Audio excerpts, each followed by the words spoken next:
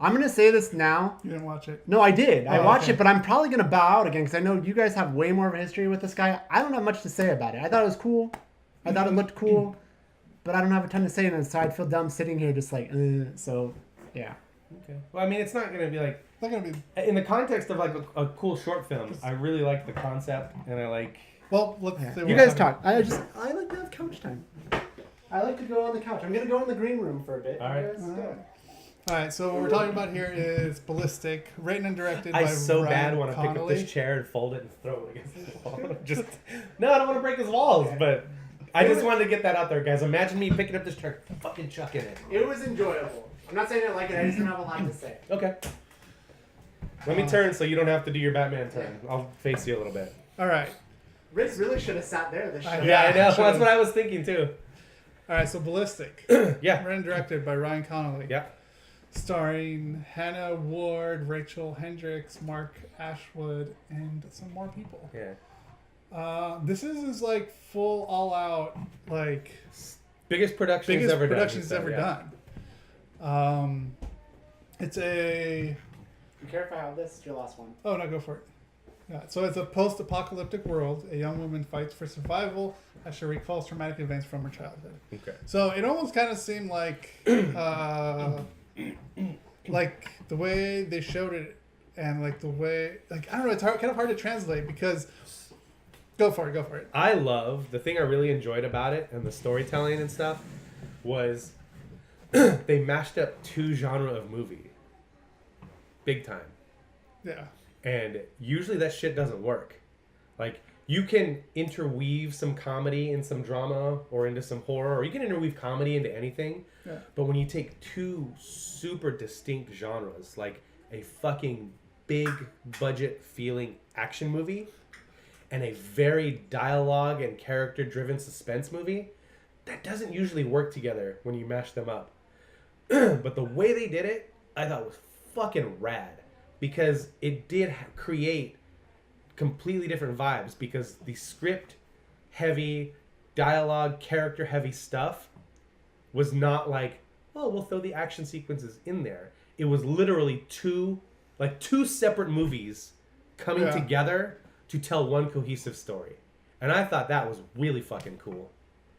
Yeah, it definitely felt like two movies intertwined to each other. Yeah. So you got the present and her past. Right. And that was told wonderfully. It was like flipping through the TV and like seeing like an action movie and then flipping back and having a suspense movie on and then flipping through and seeing like, and that could sound like a knock or a bad thing, because it can be both of those. It could be like, well, I thought the transitions between the two were very well done. yeah, it could be super damning and super negative, but like again with the transitions, it helped it big time. I really enjoyed this, and like I know like the main reason he makes these short films is to show off techniques, and then to have the post-mortem breakdown after, to where like, here's how I did the end credits, because I watched the subsequent 6 episodes after Ryan.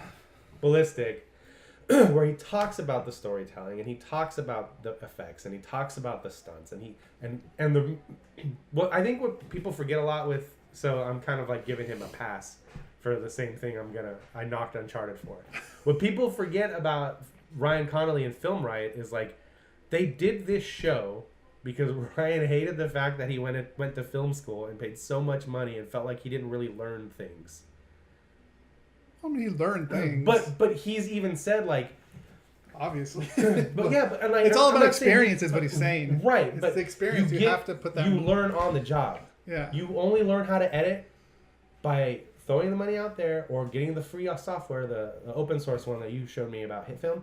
You only learn how to edit by editing projects. You only learn how to write scripts by writing scripts. Yes, you can go to school and you can get the theory and you can get hands-on with some major equipment, but he's always said, like, you come out and you want to make your own movie, you're not going to be handling the $40,000 camera.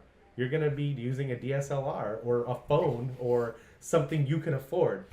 And so, like, people forget that he uses Film Riot like a teaching tool for people who want to be filmmakers. Yeah.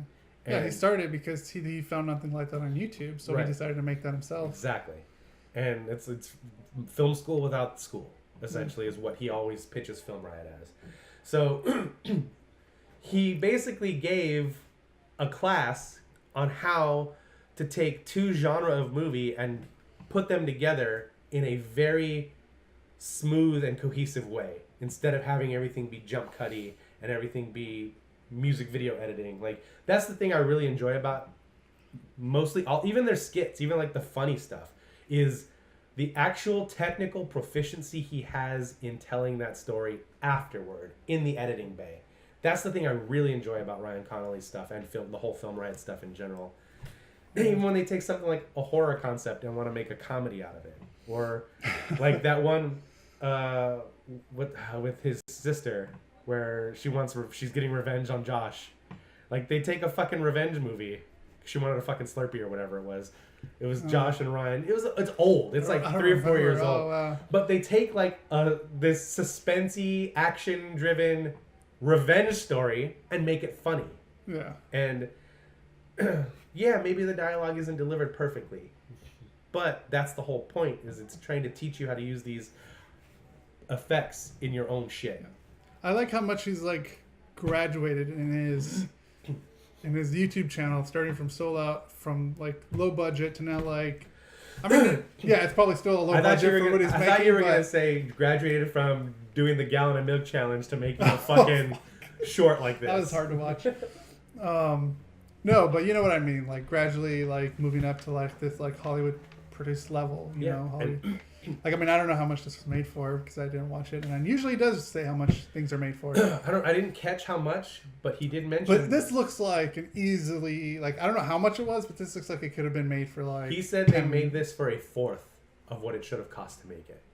Yeah, because it looks like maybe because with the pyrotechnics that they used, those were practical. Maybe a 6-7 million, and that's really low. I would think so. Yeah. So. And also, you got to remember that it looked practical. If not, that's. I mean, I don't know. 'Cause you watched it, so I don't know if it was practical. The stunts and stuff? Like the stunts and a the lot fire. I didn't get all the way through the special effects episode. I watched the one I really focused on was the male sack, where they talked about the storytelling. Okay. Yeah, his storytelling is very unique, and I really would like to see a full feature from him. He went into like a fucking 5-minute long answer because somebody asked about the ambiguous storytelling and how do you see storytelling in short films as opposed to features. Yeah. And he goes, think of it this way. Imagine you go into a coffee shop, and he basically just rattles off a whole script for another short film. He goes, you go into a coffee shop and a couple comes in and they're fighting and arguing, and you notice something small, like one of them's wearing a wedding ring and one of them's not, and they're fighting about being the other woman, or you hear rumbling. So in your mind you start to build the story in your head just based on the few facts you know. And then he's like, and they're giving the guy behind the counter a hard time. They're taking out their frustration on him. And the manager comes over and goes, hey, you got to calm down and you got to get out. And like, he goes on this long fucking thing. And you think the story he's trying to tell you is how you're inferring things about the couple. And he goes, but in the end, you realize that the story is really about the barista who stepped up at the end and told them, I'll fix your drink if you calm down, but if you don't, you have to get out. Like, and he goes, and the story I'm telling you is based on these guys come in, they take advantage of this guy. The manager says something. It sparks something in the barista. They start to get loud with him. The manager goes to come back around, but before the manager can say anything, the guy stands up for himself. That's the story. But the other things you focus on is everything surrounding that. Everything around that. Yeah. So, and he's like, my key to short film storytelling is that you can really make any part of the short film the A story, depending on how you want to look at it. And you gotta watch it, dude, because it's this long fucking. Like I said, he basically. I'll watch it. It's not even like a treatment or an outline. He basically runs down exactly what another 15-minute short film could be. Like, it's fucking insane. The guy is so creative and so in tune with his creativity to where he can get it out like that. Whereas a lot of people have problems doing that. Some people are awesome creative forces where they can come up with stories and characters and stuff like that, but when it comes to the actual execution, they can't get it down. And there are some people that can write their fucking ass off, but can't come up with their original story or characters to save their fucking lives. Ryan Connolly is somebody that can do both of those things. And over the course of the last 8 or 9 years of watching Film Riot or whatever it's been, it really feels like and like you said, the way he's evolved, not just with being able to have a bigger budget, but Right. as a creator, he's way more in tune with his creative source and can actually put it out there the way he wants it to be out there. He doesn't have to depend on anybody else. Like, here's some characters I have. Can you do something with them? He's like, no, these are my characters. This is what we're doing with them, and this is how I want it shot. Like, it's awesome to be able to do that on your own and not have to depend on other people to get your vision out there. Is basically what I'm saying. And he's evolved from doing funny skits to doing, like, I bet if we went back now and watched, he had Tell too. I was just gonna say, I bet if we went back and watched Tell, we'd be like, compared to what he does now. Not saying that was bad at all. Oh yeah. But if we went back and watched it now as, like, what was it? Losses. That was another one. Oh, that was a good one. I really like Losses a lot. Right. That's something I want to know more about. Yeah, right? They should have done more about that than they did at the time. But, like, going back and watching Losses and Tell now, this many years down the road, where he's done something that feels so big and so broad and something that could be a fucking movie. I'd watch this movie in a heartbeat. I would watch this as a TV show in a heartbeat, because the concept of it being kind of like, it seemed like the Deadliest Game. Something like that. You know what I'm talking about, Bryce? The Deadliest Game. I think Ice-T is in it, where they're hunting him. They're hunting humans. Okay. And that's kind of what this felt like. Like, this could be like a Deadliest Game kind of thing. TV show? No, it was a movie. And Gary Busey's in it. And Ice-T. It might be the Deadliest Plus Game. the numbers on their wrist, that reminded me of what was that called with Justin Timberlake and Amanda Seyfried? Time Out or something like that. I got more of a Hunger Games vibe off of that, because the way it said Phase 2 ended. Surviving the Game. I think the story that they're basing it on is called The Deadliest Game. I could be wrong, but Surviving the Game. Yeah.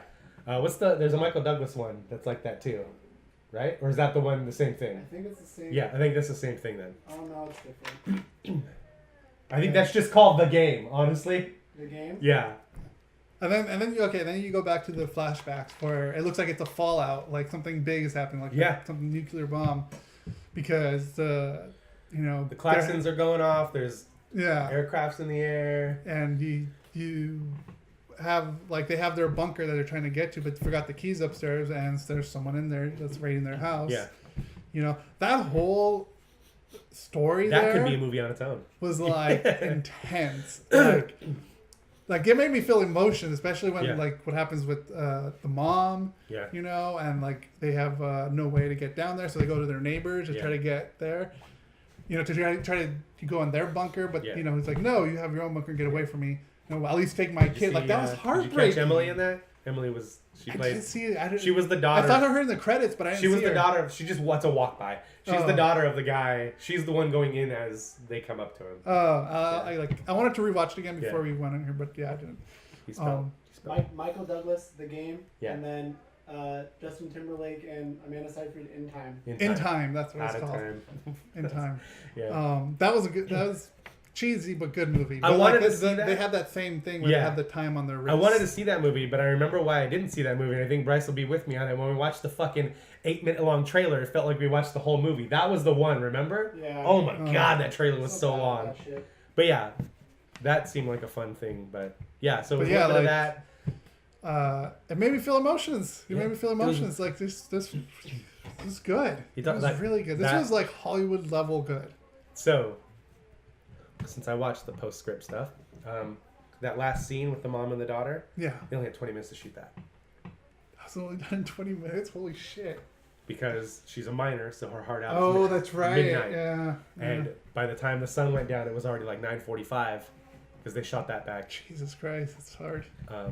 You said Hollywood level good, and it was, but the only part that for some reason that made me giggle a little bit is I think it's the first time she fires off that ball gun or whatever, and then she fires it, and then it cuts, and then you immediately just see a guy on fire, and it totally looks like that standard like stunt shot of a guy on fire and falling. That was the only part that I thought like just didn't look right. Yeah, the slow-mo part. Yeah, I just thought I'm just like that looks a little hokey. What about when she shot that other one on the guy that exploded? That was fun. That was pretty cool. You know which one I'm talking about? Yeah, I know what you're talking about. Oh, yeah. It's not bad. It was I get that. I get that. Yeah. Like I said, I wish I kind of watched it more than once before it came on here. So, yeah, they only had 20 minutes to shoot that last emotional sequence. That's hard. Yeah. Shit. Because by the time the sun went down, it was already 9:30. Then they had to finish setting up. and then they shot the other stuff around that, and then when they finally got to that final interaction with them, they only had 20 minutes to shoot because she has to be clocked out at midnight because she's a minor. Yeah. Because it's not like, oh, I'm just using my sister, I can do whatever I want. Yeah, like, it's not like that. They actually used production. Well, they used companies, SAG. They used SAG. They used. Yeah. They did this shit legit, like. Yeah. And I guess like that was the whole idea of this, was to be like, hey, this is the shit you're gonna have. If you want to do something like this big and this like this, these are the steps you'd have to go through to do it. Yeah. I gotta watch all that behind the scenes stuff. Yeah, really good stuff, man. I liked it a lot.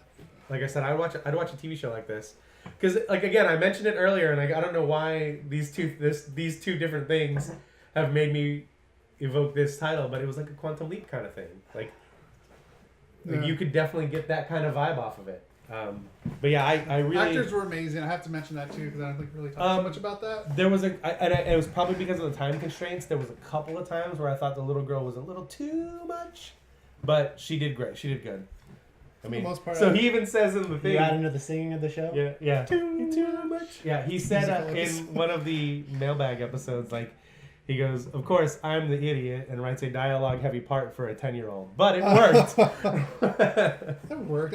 I know which part you're talking about now. Yeah, it was a little bit like that, but I thought it worked. That sequence... For it being a little kid, I thought it worked. That sequence in the house with the guy, and he has the gun and all that, or she has the gun on him. He said that he shot that so many different ways because he wanted different vibes. Like, he wanted that guy to be softer and a little more understanding when he was talking to the girl, and fucking short and angry when he was talking to the mom. So that came off. Like, the cuts are cut like that because he shot all of the dialogue with the child and shot it a couple different ways, and then shot all the dialogue with the mom and shot that a couple of different ways. That way he could use the best takes to get the emotion he wanted to get. Okay. And it's fucking really well done, man. Really well done. Yeah. Thumbs up from us. Yeah, I liked it a lot. And I'm going to go watch... Because they did some stuff that was non-spoilery before the short came out that I haven't watched yet. But I've watched I saw his vlogs when they were doing the editing.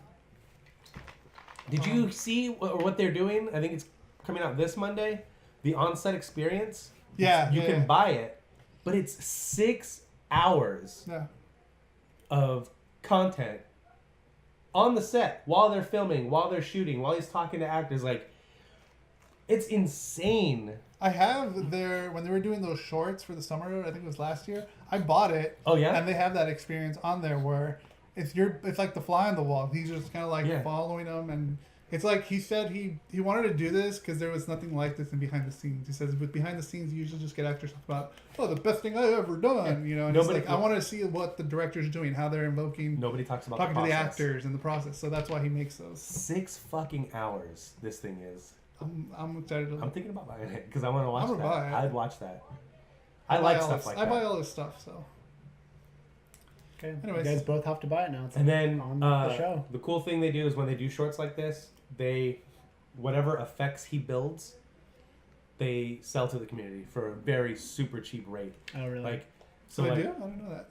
Yeah, the effects packs that they sell. The packs. Oh, I thought you were talking about like the actual sequence. Sets and stuff like that. The effects packs, like sound effects, gun noise, ambient noise, background noise, music. Like and the music is not always a thing, but if he can get the music, they sell it to the fans in the community so they can actually use it in their own thing, because he spends a lot of time with people to build the sound effects for things, because he doesn't like using stock sound effects in his stuff.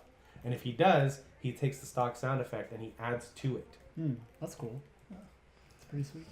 Hey, if you want to make a movie, it's easier than ever now. It's a lot easier now than ever. Cheaper than ever. We've been talking about this for years, but like, it's gotten to a point where like, if you feel like you can make a movie, there's really nothing stopping you, really, other than time. And if it's something you really want to do, you can make the time. Yeah.